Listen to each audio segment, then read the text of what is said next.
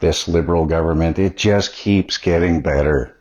I mean, the new caucus is the same caucus that damaged Canada for the last 10 years. And most of all, I didn't think the housing minister could get any worse than Sean Fraser was, but it did.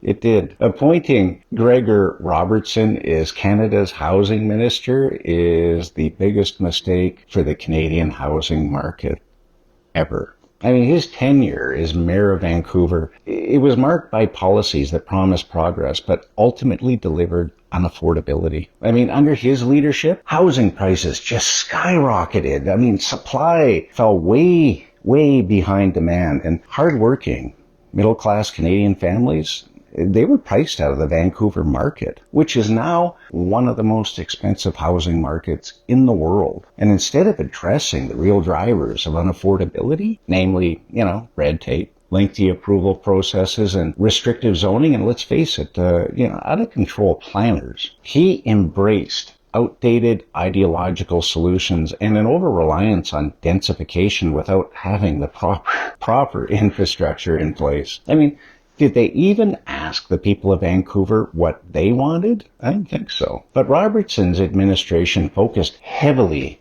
on green agendas and virtue signaling, rather than tackling the structural issues in housing policy. I mean, blanket rezoning efforts and experiments in social engineering, I mean, they failed to produce any meaningful change. And they often worsened the situation by adding confusion and inconsistency in the planning processes. His record is one of unmet goals and misaligned priorities, and creating housing affordability issues that are, quite honestly, worse than New York now.